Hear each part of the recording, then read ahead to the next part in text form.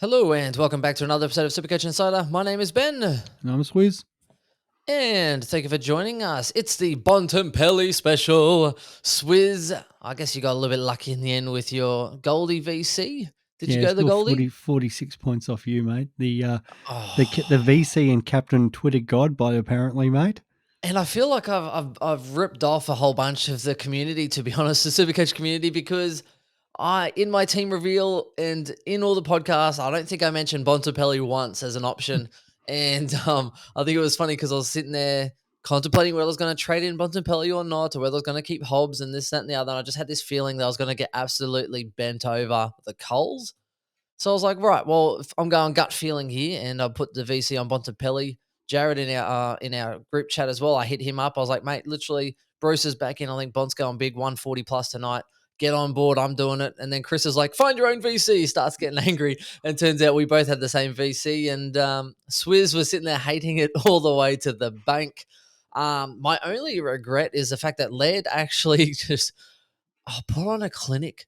It was a weekend of clinics. Dacos killing it. Bontempelli killing it. Laird 20 plus tackles, the most ever. I kind of regret him going so well, to be honest. I was like, a nice 125 flat would have been great, like a Lockie Neal. Just go well enough, mate, but don't get within 15 points of my captain. Absolutely outrageous. Swizz, how you faring this week, my man? mate, I'm like, it's in general, I'm just good, mate, just flying along and that. Supercoach Flying wise, along. mate, I was pretty happy with my work this week. So the only thing that was disappointing was not having Bont captain. I was all in on Goldie. We all knew that.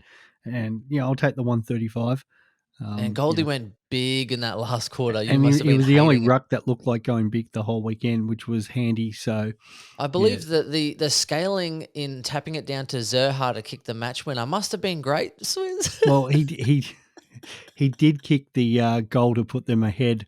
I think probably 5 or 10 minutes before that too. So Are it you was a bit hard okay? because I was in the pub cheering Goldie kicking that goal, backing us to still hit the front, which we did, and then fuck. So that's why I got the Man City top on. Yeah, apparently Man U, some farmers team was in town, but I'll talk about the proper Manchester.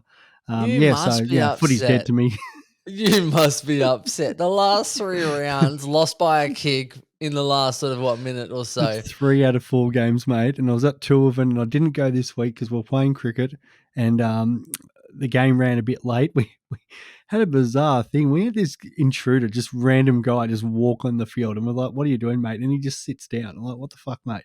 So Protest. maybe Carbon the emissions. the cops unfortunately had to get involved, and the delay of game meant there was no racing off to Marvel to watch it. So I went down to the Dandy Club, had quite a few mates down there, which unfortunately were North Melbourne mates, and it wasn't great for me because I even had this old bloke. He had his little pusher. He walked up past me, had his little Melbourne scarf on. And he's come up past me and gone, "Richmond is shit." I'm like, I can see why people get glassed in pubs, champ. And it Oh, was just hey, now they're plastic unbelievable. I was glasses copying from now. everyone. The security guard was Excuse given to me. me, Just Swizz. oh, After all the mate. media this week, we do Oh, not. it was awful, genuinely awful. That, like, I'm glad for my mates that were there. They've had a tough year, but actually, enough fucking Fury get fucked. Um, it just, I it was can't believe it, painful to Swizz. watch. After all the media this week, I can't believe you made a Wayne Carey reference. Oh, After all of this whole Daisy and oh Wayne no, Carey, and you're talking about glassing people oh, in pubs. mate. You're better than I am better than that, but better I commentator just than cannot Wayne. believe at the shit I was copying in this pub, mate.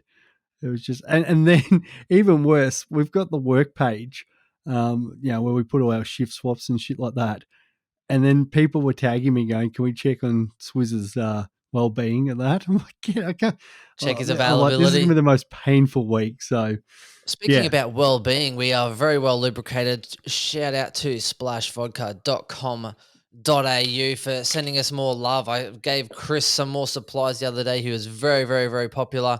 Still waiting to try the lime and raspberry. I think Chris is going to try and organize a little bit of something there.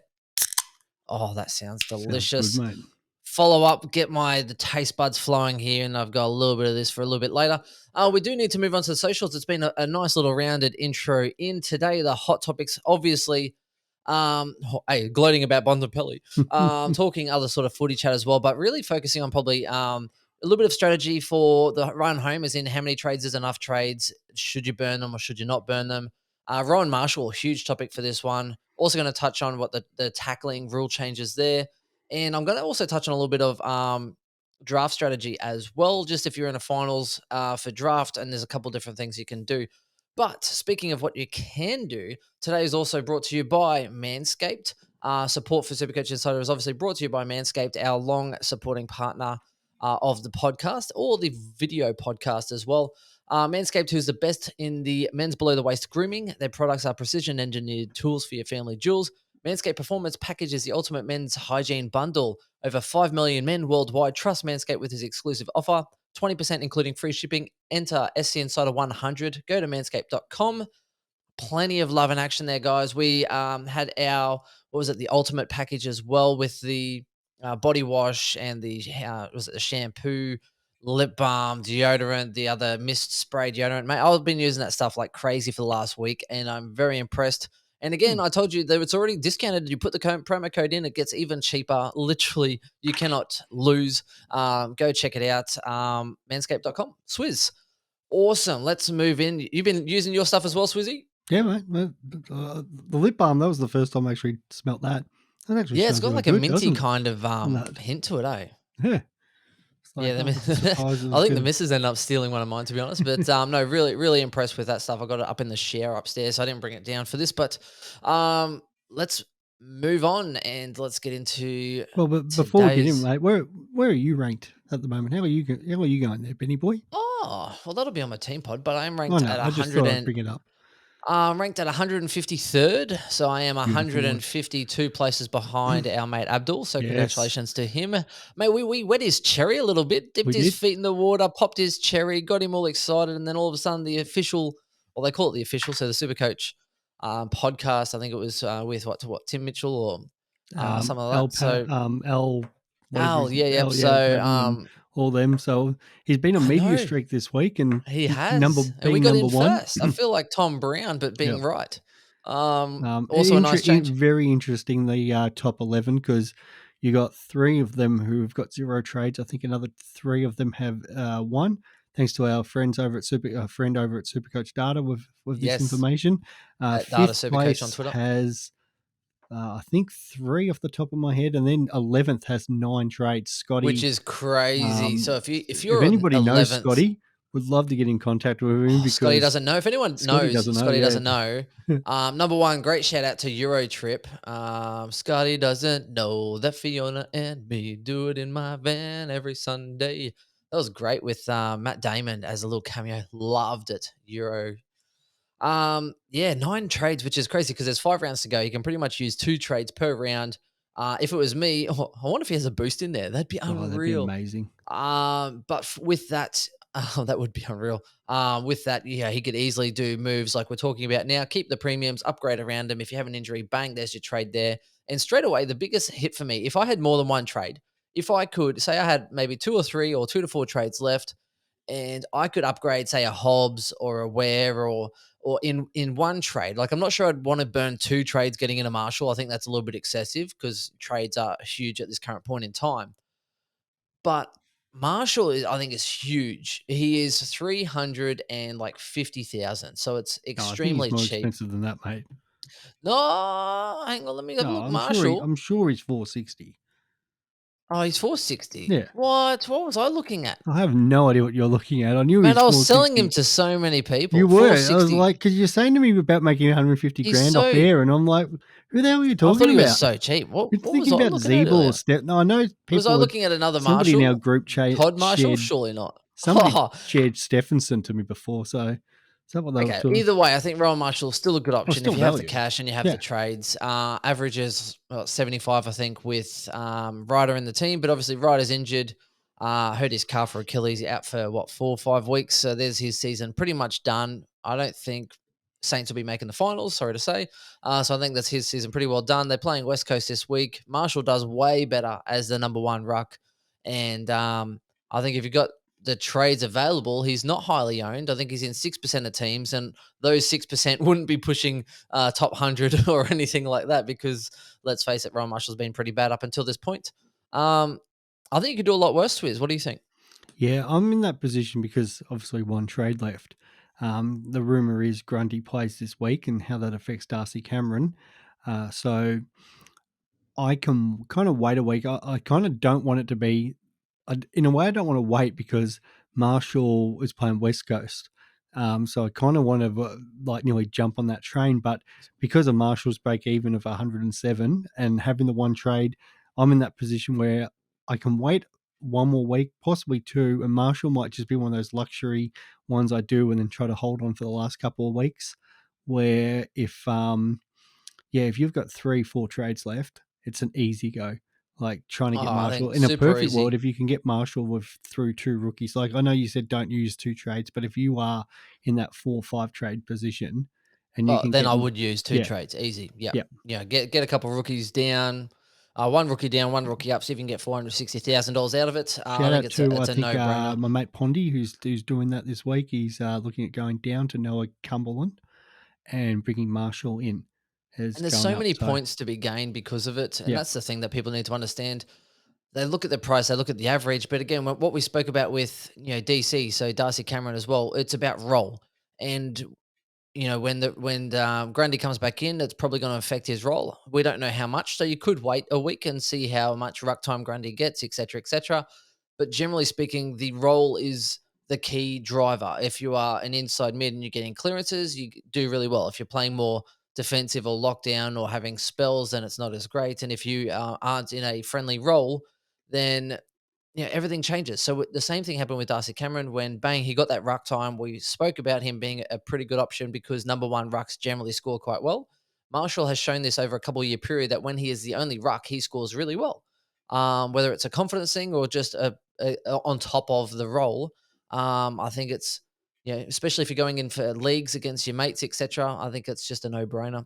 A good point of difference. Not everyone's going to have him. Not everyone can afford him, and he could bang out some really good scores to finish. yeah, for sure. And that's where it gets interesting because like there's some people like me who are already got that loophole in place. So right now I'm looking at having Short on my bench with the ability if Short really stinks it up, Himmelberg goes there, Darcy Cameron plays on field. If Short goes decent, then Darcy Cameron's the one that gets benched this week anyway. So doing it this week might not make a difference to me because if Short still goes well, Darcy Cameron's going to be a bench option. I'm backing probably Cameron to be my worst of my forward options anyway. But yeah, there's an opportunity there if, for example, Brody on the Friday night, um, hypothetically doesn't go well, and you've got a loophole option, you could put him on the bench and be looking at then, oh well, I can make this change, Cameron or somebody else to Marshall. Marshall goes 120, you might be 30, 40, 50 points up on everybody else for the weekend. So um, it could be a bit of one of those wait and see what happens on Friday night. And yeah, if you've got the ability to do some loopholing with the Freo and Richmond players, and then you can sort of make your decision on someone like Marshall. Yeah, I'm keen to even, like Darcy, who can occasionally stink out the occasional 50 or 60. I'd be pretty keen to even, oh, actually, no, I probably can't do that this week because I think Teagle might get named, but Well, hoping Teakle depending on doesn't get if teams, Teakle doesn't get named, well, yeah, that's another good one in the rucks because yeah, you could just move Teakle forward. Marshall comes into your side, goes into the rucks for a week. You know, there's a lot of maneuvers actually, I that could can be still done throw this Teagle week. on the bench. Yeah, that's true. Yeah. Yeah. I don't even mind putting it on Darcy. It's that way if he stinks it up, then you can throw English or someone else in there. I don't really have a forward ruck that's not playing though, so I think that's probably cooked me. But yeah, I don't mind that either for any of those players that you can sort of get for the opening sort of round or two. I don't mind that at all. To sort of try and open up some loophole options there. Yeah, I think it's definitely an interesting scenario going forward. Try and loophole when you can. I thought it was great, Abdul, last week talking about, if you've got the loophole players, so you might as well just put the emergency on, say, 3 people that play early, and then you can just rotate your team around. So if all 3 go well, it's like, well, wonderful, you're laughing. If one of them spuds, then all of a sudden you just shift your whole team around and then put the loophole player you had available into that slot. Um, so I don't mind that option at all because I used to That have this that way of thinking that was, I'd just loophole that forward and then say, like say Heaney, right? I'm gonna loophole Heaney on my bench in my forward line, and then if Heaney does well, And I'm like, okay, well, Heaney can then come on for um, someone else that plays before like Cripps. Yep. And then I'll then go, oh, okay, then I'll go and push that person into. So maybe I'll go and put, like Dunkley or something in the midfield. Dunkley goes really well. Then I'm like, cool, Cripps, get out of my side. Yep. Whereas I think Abdul probably had it a bit better. Just try and loophole all positions really early. And then if one spuds, bang, shift your team around to fix that. Yep, exactly. And especially those people who've got the extra trades to sort of do that. And yeah, even if you're in that position like Scotty, there's a few people out there who have a lot of trades. I'd be trying to set up for finals an extra loophole person. If you're in a perfect world, if you could have a loophole person, say defense mid and ruck forward, and you can cover two, all four lines with two different loopholes, like you'd be laughing then because it doesn't really matter. Some people are like, oh, should I sideways Crips or somebody like that. Well, you'd rather a loophole situation because if your loophole guy, let's just hypothetically the one that you raised a few weeks ago, you brought Shea Bolton in, and that week he goes 160. Well, he's a guy that bang, okay, you bring on your non-playing forward, and you can move that sort of Parker or Dunkley into that midfield, and then now it's like okay, Parker versus Cripps, loophole between them. So it does it opens up a lot of flexibility, and it can really propel you forward, especially in a league matchup. Yeah, and that's why I went heavy on Bontempelli this week because I did have cover in Ware and I had Hobbs, but with Clary out, I wanted a premium in, right? So the easiest way is if you have a loopholing player, then if you lose Clary for 1 weeker, then you just go on like, well, for me, it would be Heaney is my loophole player. So I'm like, cool, Heaney, get on the field, right? Bontempelli went in the midfield to cover Clary. Heaney, instead of playing at F7, came onto the field and Heaney got 104 this week. So that's where the premium can sort of help. So that way you're not playing a rookie, you're playing a premium that you can then slide around to different positions. The Especially the, those with like the flips, Himmelberg, Blessed, mate. The huge. flip side to that was like I had Dunkley covering Clary this week for 80, and there were people who had Jai Cully covering Oliver, 90. and he what did he score, like 96 or something like that? It's It like, doesn't happen every oh no, it week. doesn't. But how frustrating! You're like, yes, I've Cade got on this the all set D up, and for some rookie sure. goes ham. Yeah, Cade on the D for sure. Keep speaking of trades, I think you should probably definitely keep 2 trades up your sleeve. Um, it gets a little bit, you could probably burn them a little bit more, but I think 5 rounds to go. I think you're probably holding 2 at this point in time, and then waiting until there's, if there's 3 or 4 rounds, then all of a sudden, 1 trade seems about right because that way you can use that trade, and then maybe at worst you have 2 donuts. Um, so I definitely like the idea of trying to keep at least a couple of trades. Now I'm a bit slim; I've only got one. Um, but yeah, again, I think you just with 5 rounds to go, I think probably just sitting on if you have 1 to 2 trades, I think you just definitely have to sit. If I had 2 trades, I'm not looking to sideways trade Crips at this current point in time. I'm just kind of waiting a couple of weeks. If there's 3 weeks to go, then maybe just pull that trigger then, because at least the risk of a donut's a little bit less. Because the last thing you want to do is boom, make that trade, and then literally halfway through the start of this round, you get to Sydney and Adelaide, and then bang, there's an injury or something or other, and then you're like, oh, I just used my trade, literally just now. Now I've got 4 weeks of donuts. It just doesn't work. Don't be that person. 1 to 2 trades, yeah. If you have 3, 4, then you can burn them. I don't even mind going from 3 down to 1, depending on what you can get with it. So Yeah. And there's no guarantee. Like hypothetically, let's just say it's Crips to Steele, which seems to be the most obvious trade this yeah, week for people I outside of convinced bringing in someone last Marshall. week on that. I said, mate, you got 4 trades, do it. Yeah, If you but got there's no money, do it. guarantee like Steele doesn't get injured the following week, and that Yeah, yeah. so it's there's still risks involved with all these trades. And if you've got 3, 4, 5 trades, yeah, it's an easy go because if Steele came in hypothetically got injured, and that you've still got the cover there. But if you've got one trade and you're all in, well, you've wasted that trade. Now, what do you do for the last 3 weeks or 4 weeks, especially if you're in Supercoach finals, which is 1 week away? Yep, then you're out. Yeah, in and out, nice and easy.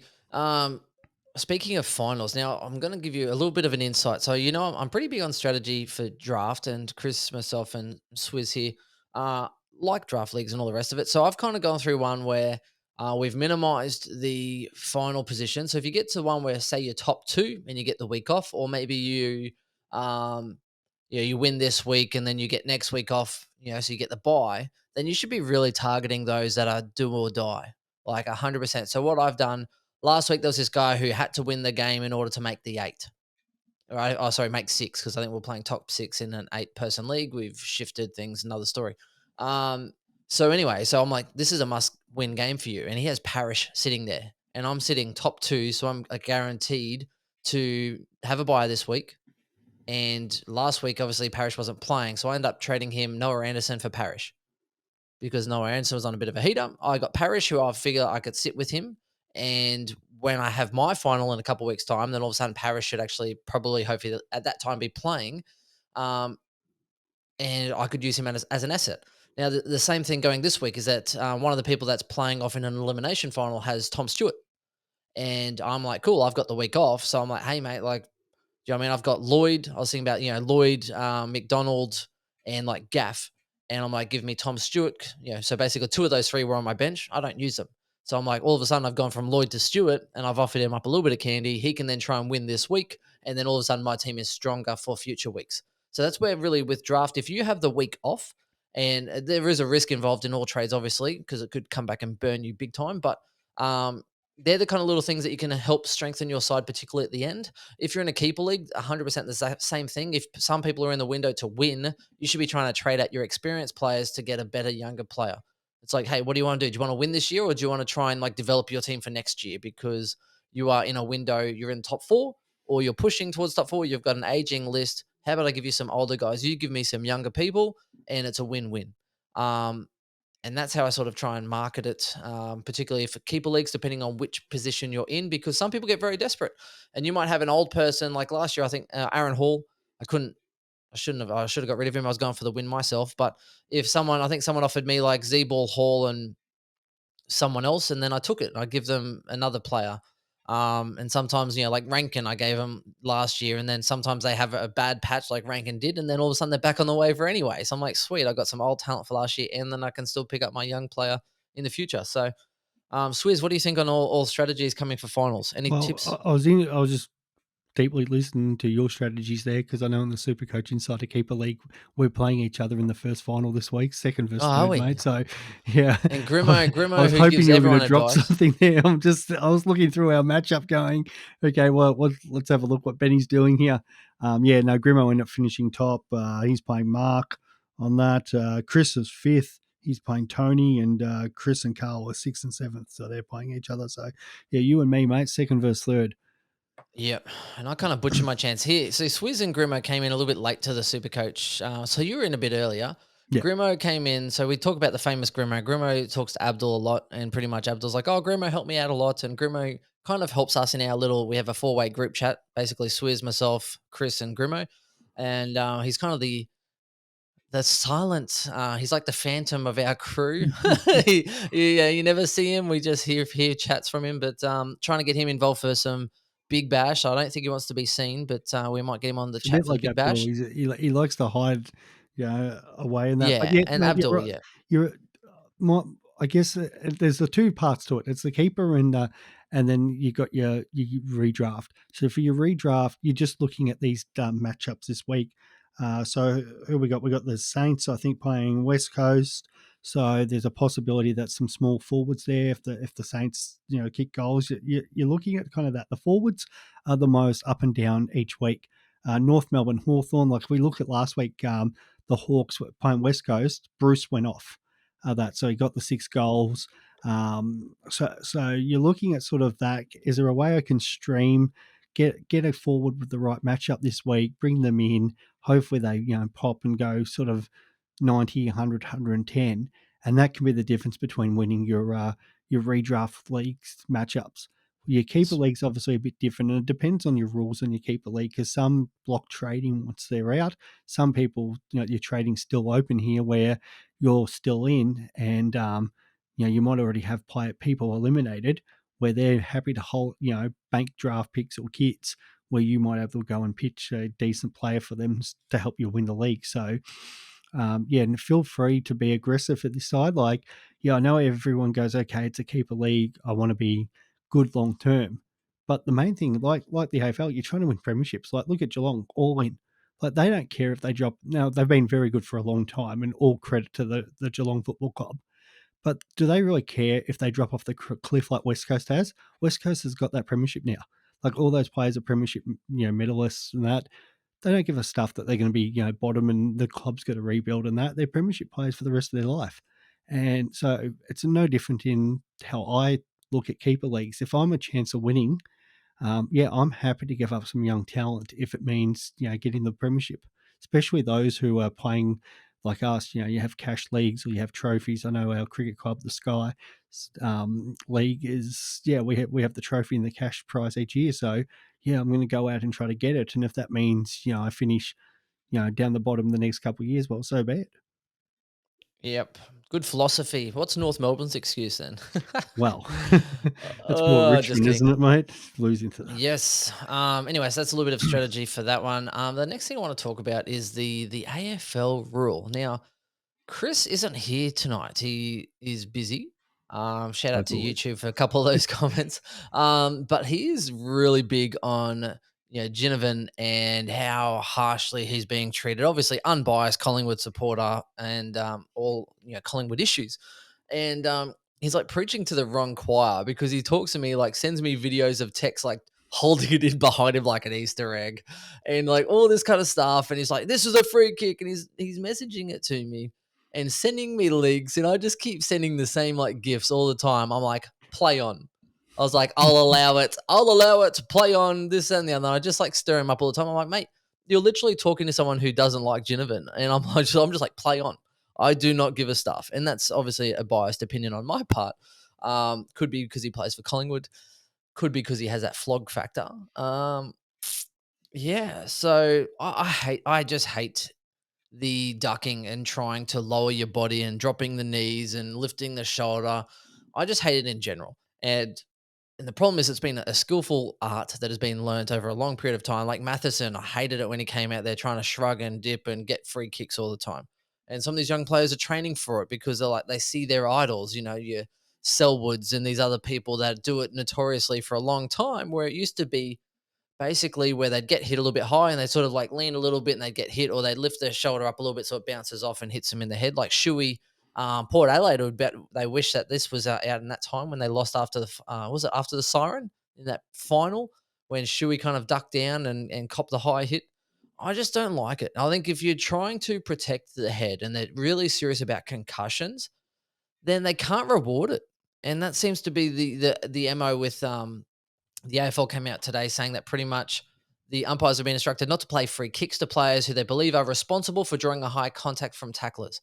So pretty much if you're putting yourself in a vulnerable position to get a high contact, then so whether you shrug, you drop your body, or you lift your arm, play on will be called. If you have no prior, it's play on and ball up. And if you have prior and then you're trying to milk it, then pretty much it's holding the ball like that has been called previously. So, Swizz, where do you stand on this? Because I am all for it. I have had enough of these fucking 2-bit hussies that are getting paid good dollars to drop on their knees. You want to drop on your knees, you do it on your own dime, right? Get a shady nightclub, join to goey, knock yourselves out.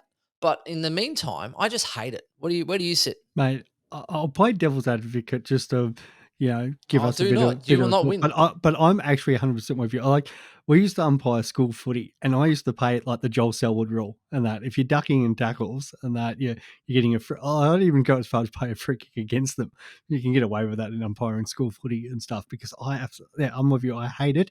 But the flip side too is it then should it be on the tackler to get low, like rugby, get low, hit them around the hips? Now, the reason the AFL players don't, because they don't want the attacking player getting off the handball. And that's why they're Yeah. trying to tackle them higher to nullify that. But should it be, well, these guys are going to lift. Let's get them around the hips. Don't give away the free kick. And hopefully you hit them, tackle them good enough that you're going to, spoil the ball out.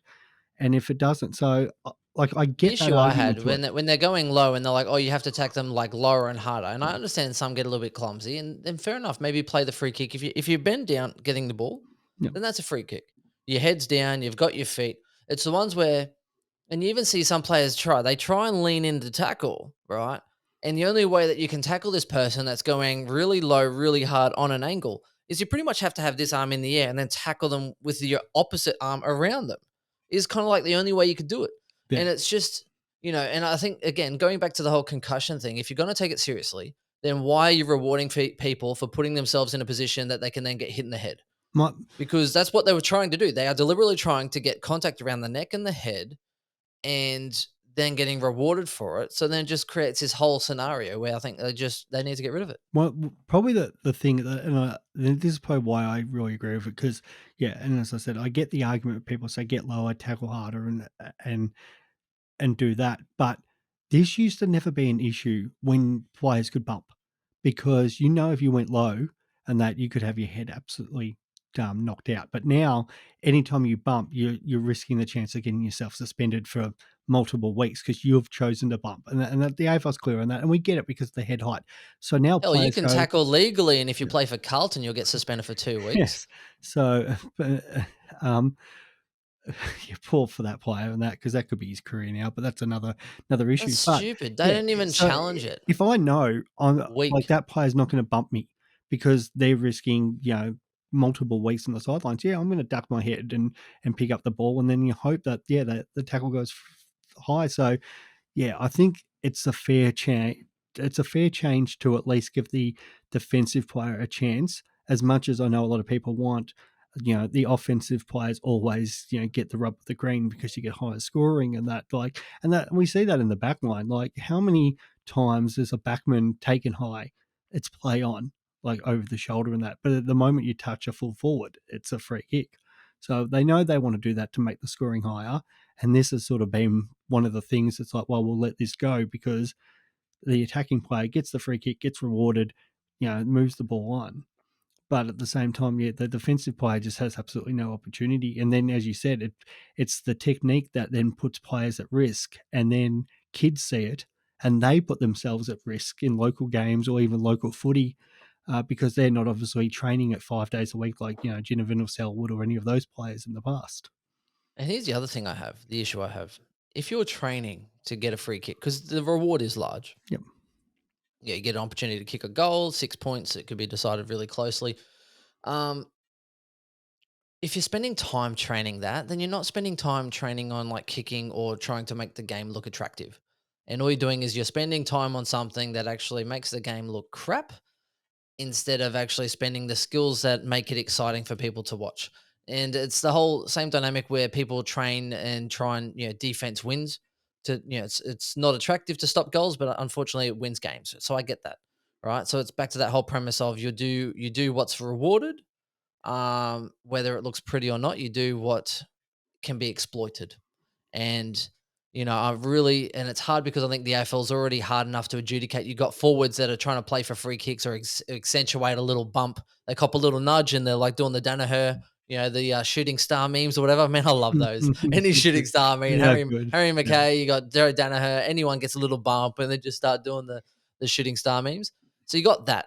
They already have to deal with that. You've already got enough of and there's so many holds like behind play. And you see literally so many one-on-one holds or a bit of blocking here or a bit of a grab here, and a lot of it sort of gets played on, and a lot of checking. But then you kind of go, now you're adding another element to this because now the umpires now have to. It's also you got okay. It's holding the ball. Do they have prior? Are they trying to get rid of it? That's my interpretation as an umpire. Have they kept the ball in or have they not kept the ball in? And I saw a disgraceful one the other day. But again, deliberate. So it's like, okay, well, so up to their discretion. So what we're doing is now we're adding a third element of discretion where hey, do I think this person's ducked or do I think they've accentuated this high contact? And then did they have prior? Oh, yeah, they had prior. Bang, there's holding the ball. So you've now got, and how many times do we get a little bit frustrated or these contentious issues where, holding the ball, oh, that was a bit dubious, or that was deliberate out of bounds, oh, that was a little bit dubious, and now you're going to have, this guy got his head taken off, and you called play on.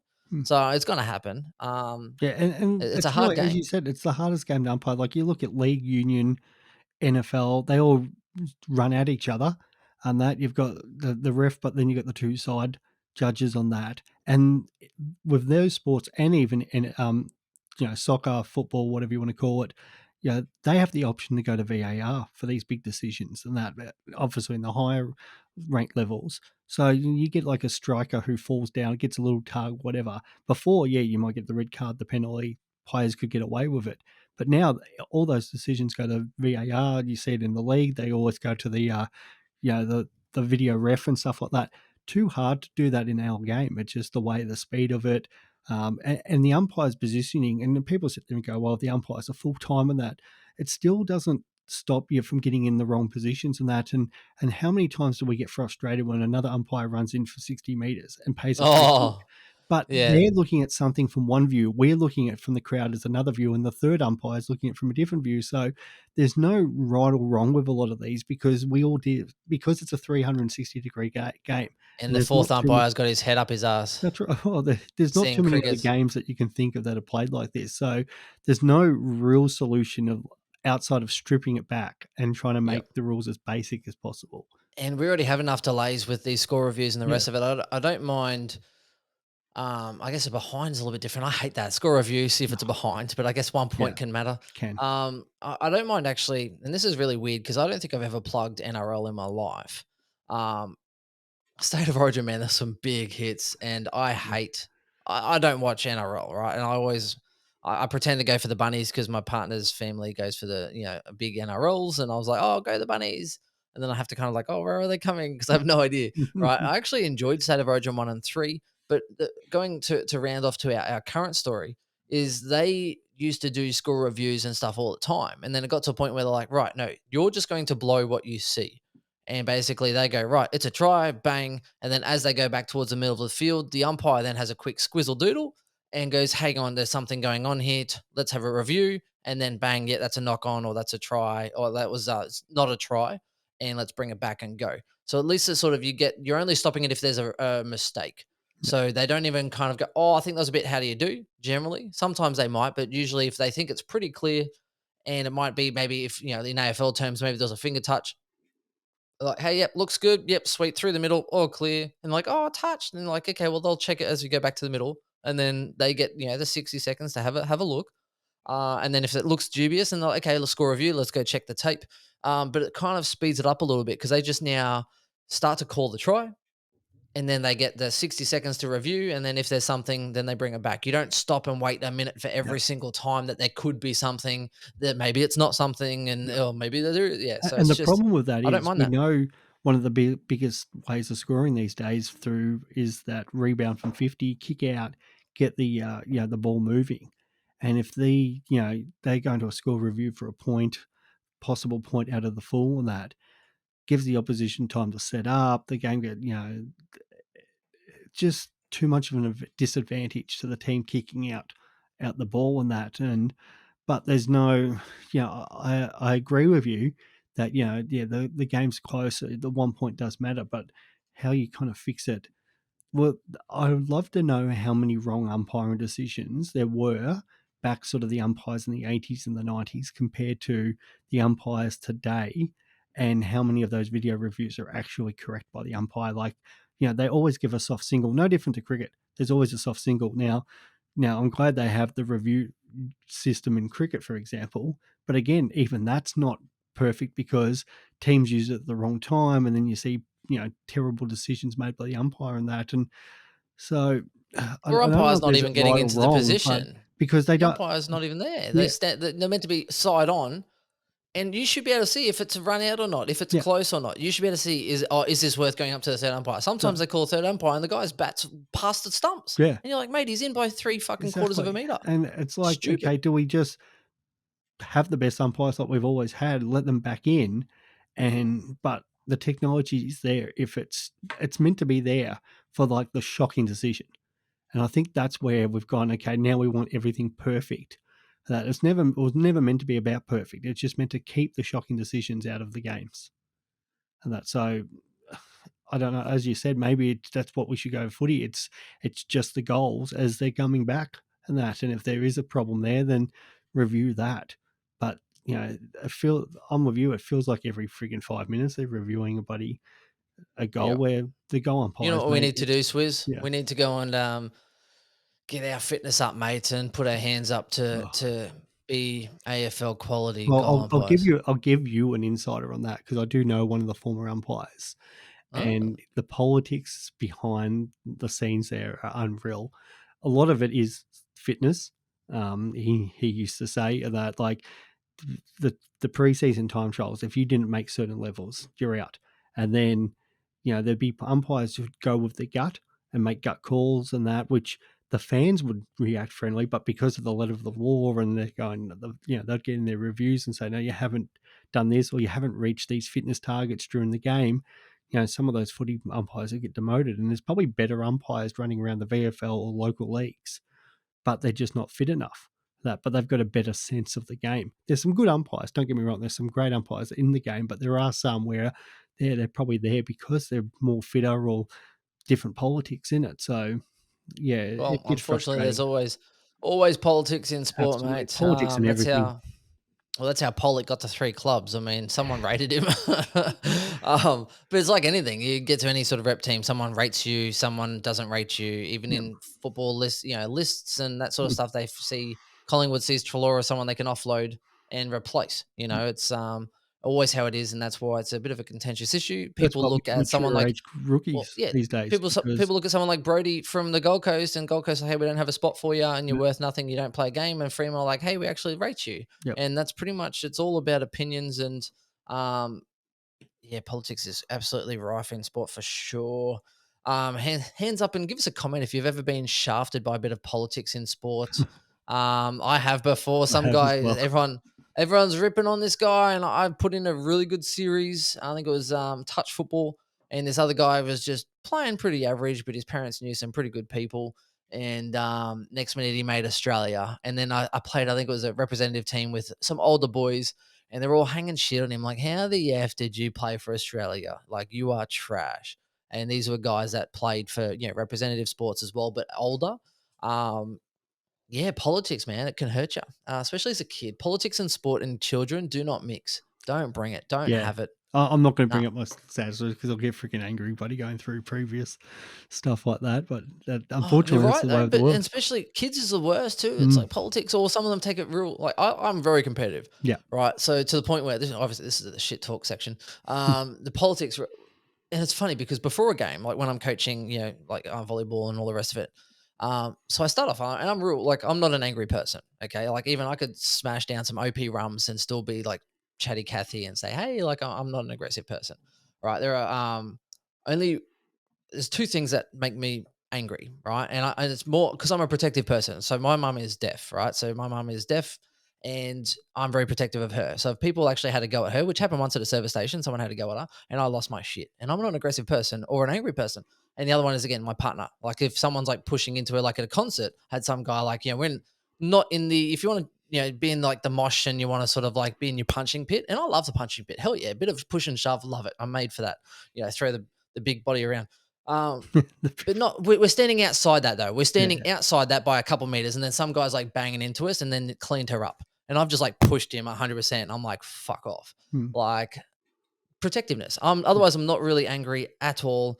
But competitiveness, right? So I start off before this game, and I'm nice. I'm like, hey, congrats, hey, how are you? Yeah, best of luck. Wish you all the luck. And then we get into the game. I'm like, come on, let's go. And I get real competitive.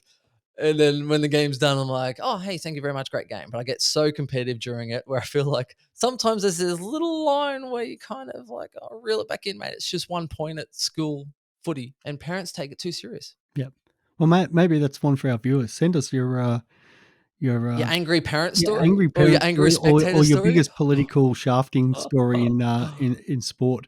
That, like, Oh, as I said, I could go on for hours. There's probably there's 3 an that come to off-season mind, but segment there. yeah, Oh, definitely. We'd yeah, I've love got to the hear Roadcaster from you. Pro.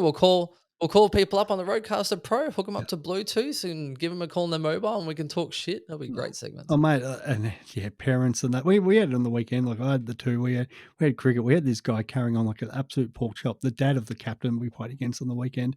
Every time they took a wicket, like the opposition, they were great. No problems. After you take a wicket, you're always up and about and that. But this dad was practically getting in our face. Like he'd be running over. Yes, yes. Well, like what the fuck, mate? Like it was just the biggest carry on. And I didn't get to see any. And we all go to the AFL game. There's always people who want to let off some steam in the crowd and stuff like that. So I didn't actually see any of the AFL games this week. I did see local footy. Shout out to Jade, one of my cricketers who's NGA for St Kilda. So she was playing under 14, 16s on the weekend. So I did see her play. And there was a few parents there, more the opposition, who, it's amazing because this game came down right to the wire. And the closer games get, you just see parents who are living through their kids come out. And you feel for the kids because there's nothing worse than, they look over and there's mum or dad and just absolutely going nuts because they've kicked the ball out in the full or something's happened and that. And you got to remember they're kids for they're kids just trying to enjoy their sport and that. So it's different if they're out there as players and they're revving up their team, but they don't need some parent buddy over the fence telling them or telling the Oh, mate. opposition what to do. I've seen parents come over and criticize the coaching to the as far as why isn't my child playing? And it's like, well, your child is a year younger than everyone else. You're like the bottom age group, and you can only have 6 people on the court, and we have 4 people on the bench. So you do the maths, Yeah, and your child is playing pretty shit right now. So it's kind of they'll still get opportunities, but if you kind of butcher your opportunities and you're on that fringe sort of rotation, then someone else is taking those opportunities. Well, then guess what? You're going to sit out a little bit more. yeah. And again, there's no friends in competition. It's not an equality thing where, hey, everyone's going to get 12 minutes of game time. And we're going to keep it extremely fair. It's not like that in competitions. Yeah, and Um, that's the thing. Even the weekend, I think Jade got best on ground, so another shout out to her and the under 14s. But you see these junior coaches, they try to rotate as best they can, but in that last quarter, if the game's there still to win, you want the kids to.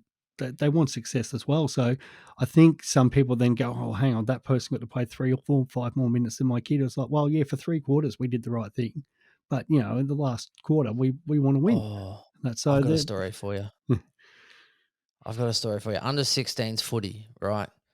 Coaching, and they had prizes each week, right? And I didn't put much Yeah. time or thought into the prizes. I was looking for things that inspire you. So, hey, like if you're doing the extra bits and pieces, the 1%ers, you're working really hard, you have a great game. I'm like, cool. So I did that. And I didn't keep track of each week who I gave the prizes to. Mm, So mm, sometimes you'd have people fill in. There could be a younger player, it could be a guy coming down from a division or whatever.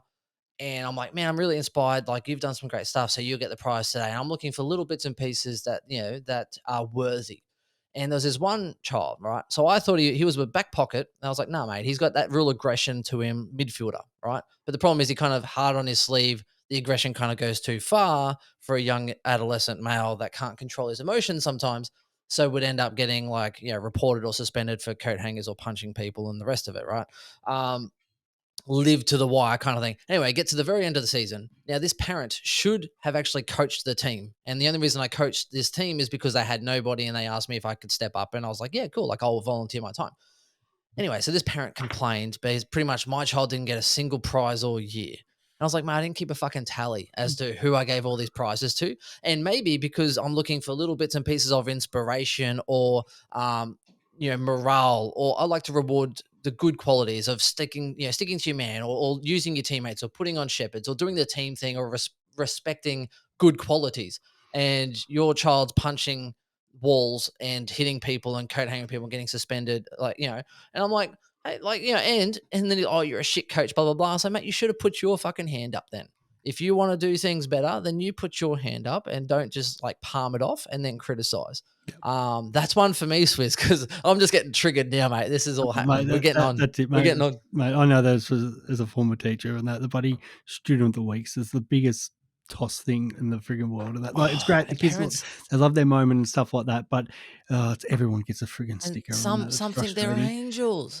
and, Some think their childs are angels. I'm like, oh mate, do my you god. know what your kid does? Yeah, Like, and and I I'm not talking 100%. about school. I'm not Yeah. talking about school because that would be unprofessional. But even when I was younger, this parent who I used to hang out with this guy all the time, and his mum thought I was a bad influence. I was like, mate, he's riding a dirt bike without a helmet, going 140 clicks an hour over these hills, and doing all this sort of crazy stuff. I'm like, that's got nothing on me, and I'm the bad influence. I mean, everyone shit don't stink. Yeah, Yes. yeah, I agree, and that's the big thing. I agree with people not putting their hand up, and uh, but they're happy to sit there from the sidelines and criticise it. That really frustrates me. Um, Something else, just getting back on the footy chat, mate. Yeah, let's I do it. know, Let's please round this I back know in. it's very hard because I could seriously speak about all this for 2 hours and that, It's open up a round 19. We can do what we like. can of worms there and that. Some interesting trade news coming out. which becomes a bit Supercoach relevant because we were talking before about like keeper leagues. So for those who are still with us, the rumors about the three possible GWS players changing because they're massively over the cap. Hopper, Taranto, and Tanner Bruin are three that are getting looked at.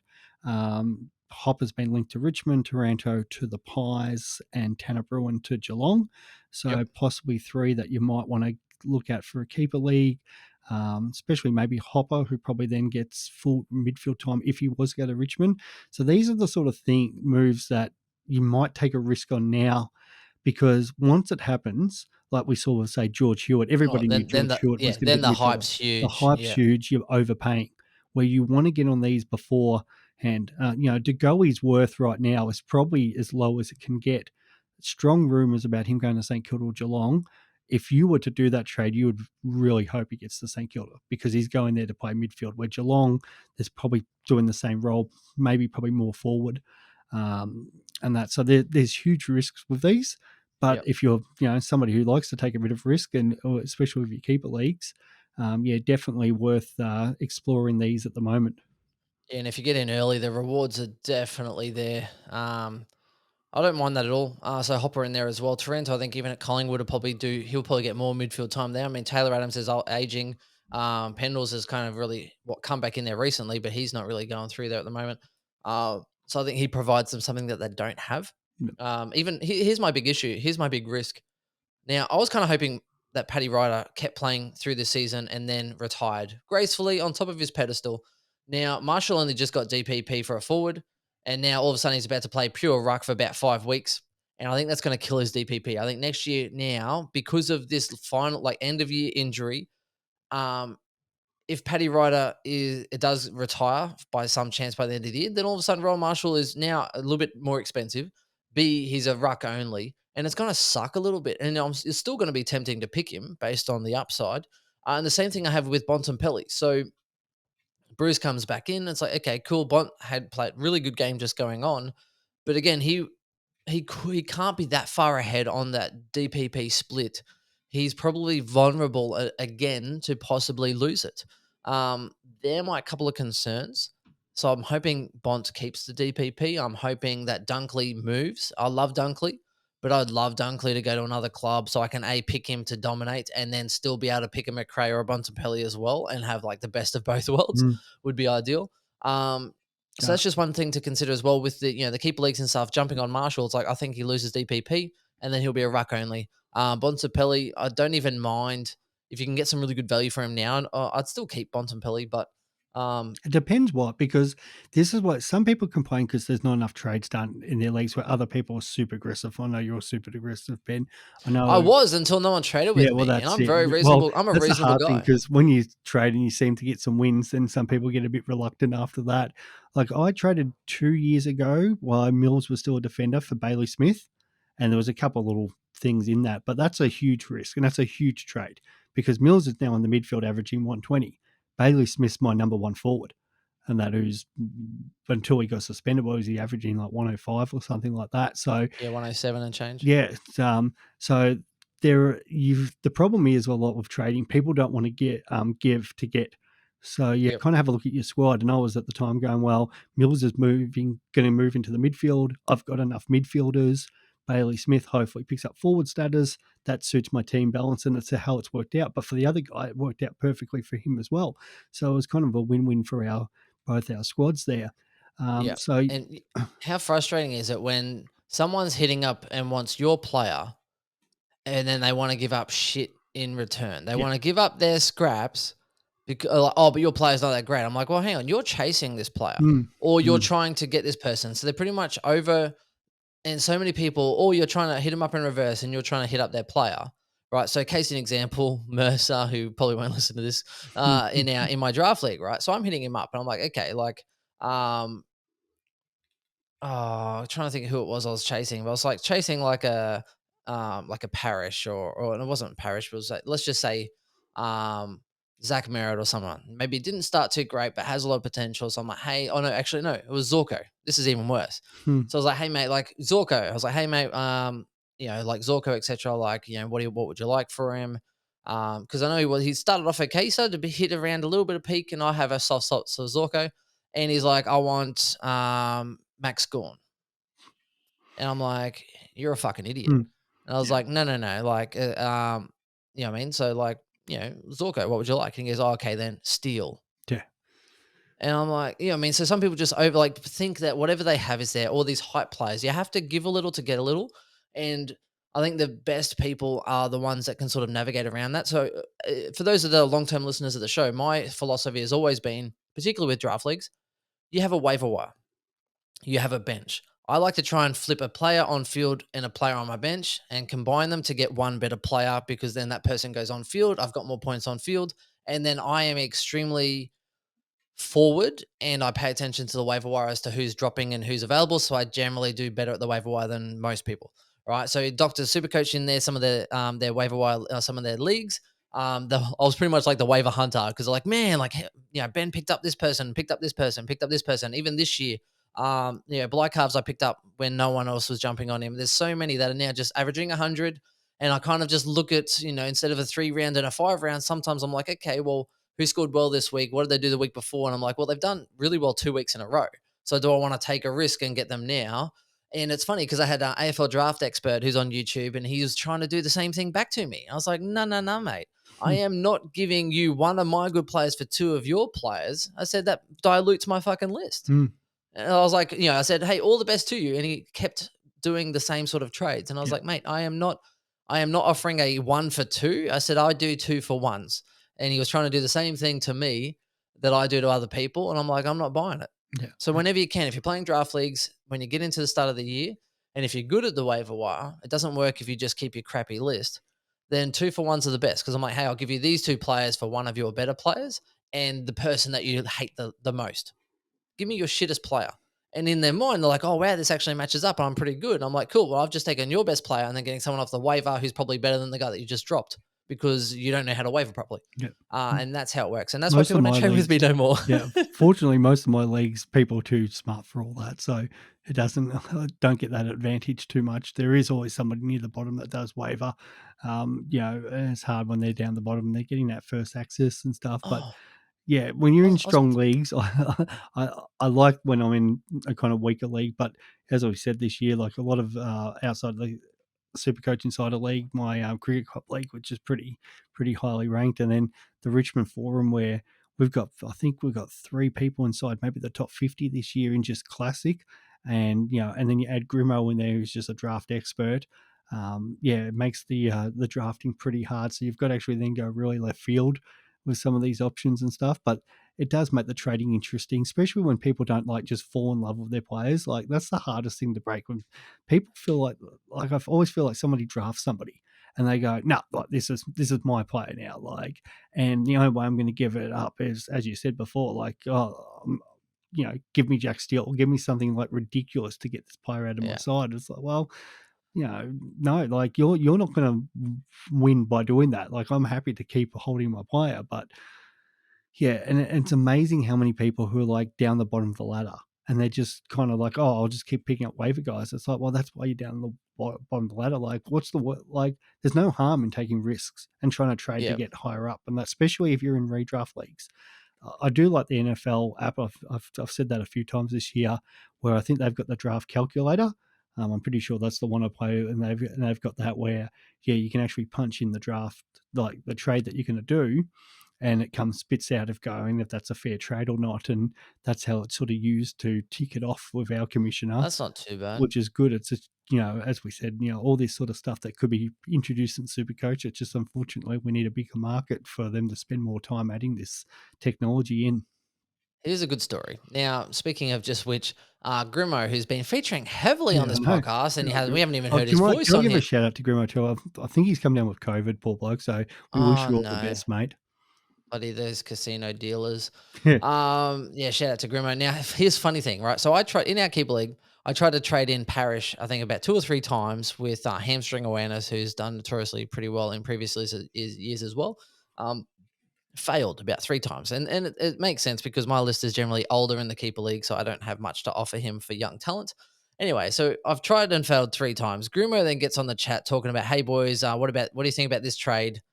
and asking our opinion when we're directly involved in the same league that he's asking questions on. I was like, oh, he's open to Parish. Then I'm messaging him because he's talking about like Sean Darcy for Parish and looking at young people, different roles, obviously. So I was like, "Hey, what can I give you that's better than Sean Darcy?" And then all of a sudden he messages Grimo back and he's like, "Hey man, I'm gonna have to put this on hold and consider it." And he's like, "What the fuck? Did you message?" I said, "Yeah, of course I messaged him. I've tried to get Parish 3 times. Like, why would you message a group chat when I'm involved in the same Yeah. league and think that I'm not going to try and get Parish?"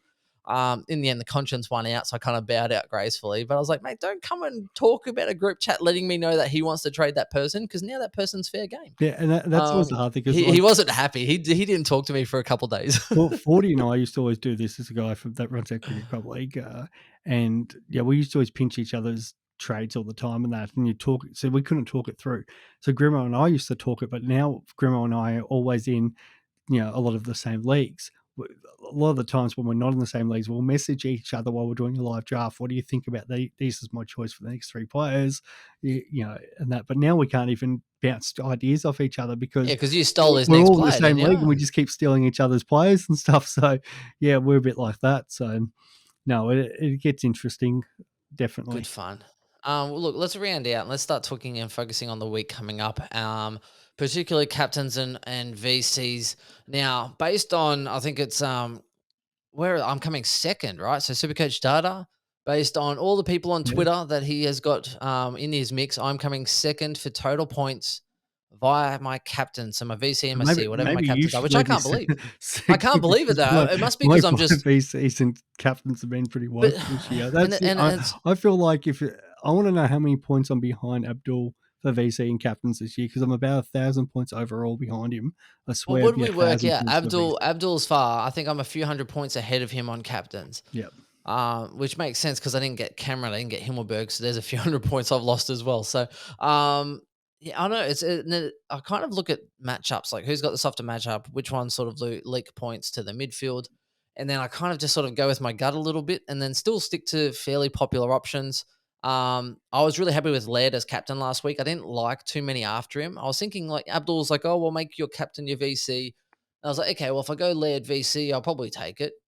I'm like, if he fails, then I'm like, who's after him though? If he fails, there's like Tuke Miller maybe, and he didn't. What did he go? He went okay. He only got 110. Yeah, I'd changed my Um, mind on the Saturday if my backup was yeah. going to be Zach Merritt. So he's been in a Oh, that's bit of all a right. purple patch. So they end up scoring the same. Oh, 1 point more I would have got for Merritt. So Yeah. So I was kind big of deal. looking at that, going, well, I want that early game and put that VC on. And for me, it was a Bontempelli. So this week, here's the funny thing. So when we have a look at the matchups this week, the popular VC will have to be led, right? He's fresh off 20 tackles. He got 155 54? or whatever Yeah. he got. Yeah, so he had an extremely good game. I think he's been extremely valuable recently.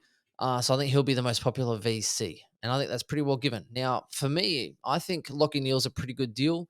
Gold Coast don't generally tag. Two could probably run through a little bit. Again, it's a Q clash. I think the stakes will be lifted a little bit. It's also at the Gabba at night time, so I think Neil plays a bit better at night than he does during the day. Go figure. So I quite like Lockie Neal for that. I think I might avoid the Dogs in Melbourne. I'm not sure who's going big, and whether it's Petraka, whether it's Clary. Petraka would be a good one Yeah. based on Truck he is had a good the week. yeah.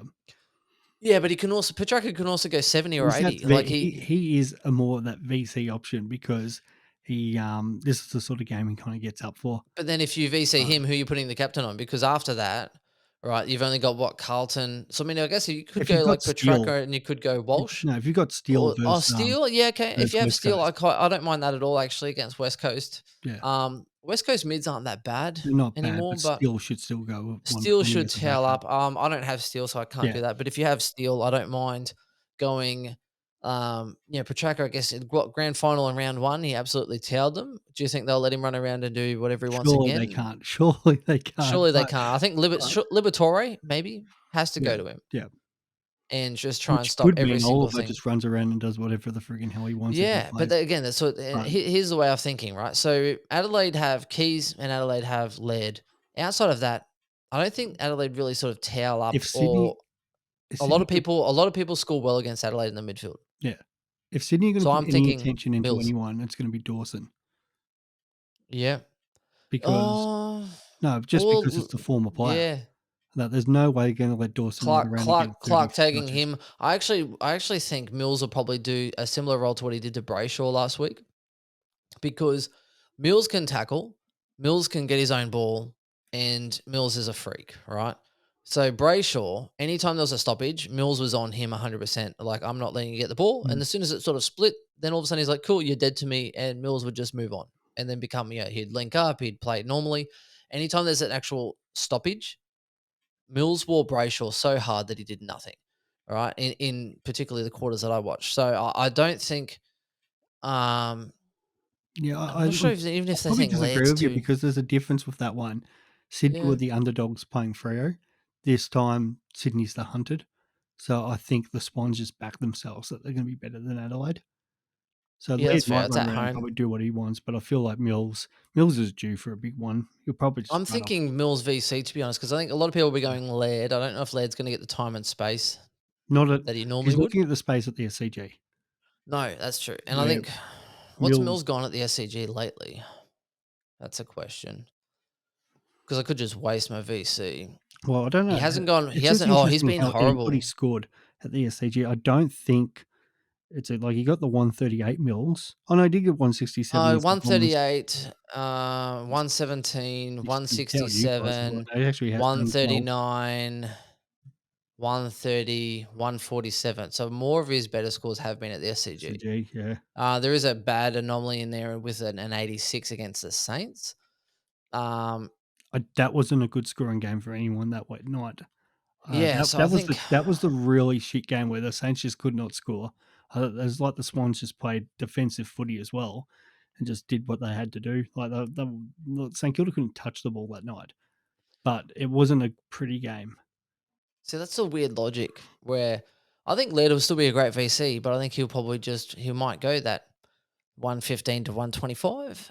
I don't know if he's going to really Yeah, towel it's up Sydney. not. And I don't think Mills the again, ground's good. you'll know if you're taking Mills as VC or C anyway. And I think Adelaide leaked a lot of points in the midfield because as good as Laird is, he's not really an accountable mid. He's more of an outside, accumulator, and he'll tackle. But I think once it sort of gets on the outside, I don't know. Gut feel says at this point in time, which could change by the end of the week, I've got Mills VC Neil as my captain. I think they're probably the two surest deals around. I'm not sure if I want to get Oliver first game back after having hand surgery. Not sure I trust McRae's been so up and down and just flatlining hundreds and low hundreds basically. Um, if I had Steele, I'd definitely be tempted on that, which pretty much leaves it as Mills or Laird into Neil for me this week, Swizz. What do you reckon? Yeah, I like Mills. There's a little bit of me wants to keep the VC on Goldie just because they're playing Hawthorn down in Tassie, but I'd rather have somebody in that Don't do it. Sydney Adelaide game, so it'd Don't probably do be it. Mills. Yeah, and the other one that kind of interests me is on the Sunday is Zachy Merritt, just because he's an absolute purple patch at the moment. But the Pies are a much better team, but I don't think the Pies are going to tag him, and that he just runs around, does I whatever he hope has to. someone gives him some You, yeah, attention because well, he's you run do around for and done his own thing. your sake, For and that 3 weeks, he's done his own bloody thing. he There's no does. Parish. Yeah, There's no Parish. Shut down the only good midfielder in that side. Not yeah, hard. just runs around and he's nearly as safe as houses at the moment in this form. But you think that it's got to come at some point. Same Somebody's as going to put who's getting attention. tagged first, Dacos or Merritt? Dacos, because I think you can put like a Guelphy on somebody like Dacos who doesn't like get a lot of the ball anyway, and just go Guelph. I've seen Guelphy play defensive role this year, so it would not surprise me if they just go Guelphy, just go and nullify Dacos. I think the amount of talk and hype and how dominant he was and Yeah. kicked multiple goals, 40 touches. I don't think he's getting anywhere near that kind of time and space. And we saw it even with Walsh and how Walsh started to get attention and Cripps didn't. Any of these good players that start to actually get attention, it's a new part in their development. Mm. They need to learn how to work through these things. Walsh is now really good at working through it. Brayshaw had to work through it. Lockie Neal, I think, used to get like clamped down. I think Robbo, funnily enough, clamped him down one year. I think when Fife was out, all of a sudden Lockie Neal started getting tagged at Fremantle. And it's just a natural progression that when you start to dominate as a young person, that you're going to have people that just are on you, and you have to actually learn how to work through that. Um, I really yeah, want to see because him get tagged and see how he goes through it. and anyone that jumps on Dacos is going to give him more attention and be more physical. and be fitter than the players that he would have been up against in junior years. Mm. Plain and simple. Um, and I think he's still an absolute absolute gun. Like the junior goat. Like, can you even come up with a name for it? It's just ridiculous. Yeah, Yep. Completely agree crazy, with that crazy. one, mate. All right, that's our season v season. I think that pretty much wraps us up. A little bit of off-topic banter and chats, and pretty much at this point in time, we got through the Marshall stuff early. Captains we leave at the end, so pretty much I think people know where to skip through, and we're kind of just doing our thing at this moment. Swizz, We kind was of it round are. Yeah. 19? Yeah, round 19. It's like a nice little video segment, talk stuff. Give us a shout out if you have a topic that you want us to cover or don't cover. Again, I'm thinking end of the season. I think I'll probably try and get onto a few different popular folks and do a little, not quite to the extent that I think we did with Abdul, but even breaking it down, talking about that person, their team, how they went, what was their best trades, what was their biggest mistakes and all the rest of it. And these nice little sort of 20-minute segments or less, 15, 20-minute segments, and trying to find some people. So let us know if you are interested in that. Thank you for everyone that commented last week as well, looking at the BBL and saying, boys, please keep it going. Swizz, myself, and I think Grimo will probably hopefully join us for that because you two are way better at me than BBL. So stay tuned. And we'll definitely try and keep more preseason action than last year. Last year, I think we waited until the last minute when Chris didn't show up, Swizz. Yep. And yeah, so let us know what you're interested in, and we will try and deliver. Give the people what they want, as they always say. Yep. Sounds good, mate. Easy. Thank you, Swizz. Everyone else will catch you later. When are you doing your team reveal, Swizz? Thursday night? Yeah, teams. Yeah, there's the Friday night game, so which is the Tigers this week. So I'll be off to that one. Actually, get to see some AFL this week. So, yeah, Thursday night was the teams break. Nice. I think I'll be going to the AFL Saturday night. So that'll be the Brisbane and the Suns. So I think that'll be extremely nice to go and watch. It's the only chance I get to watch footy up here, mate, is if it's at the Gabba or the Gold Coast. I'm not sure. I might try and do my team tomorrow night. Hopefully there's no real changes for that Thursday. But again, when you have one trade, I just want to talk about Bontempelli and how good I was last week, to be honest. So we'll get to that. Fair dues. But that's it from us. And Chris, hopefully he should do his team reveal because he also made a Bontempelli VC last week, so we'll make sure he gets his little team reveal up. And that's it. We'll talk to you soon. Give us a shout, give us a like, give us some thoughts, and we'll talk to you soon. Bye. Bye.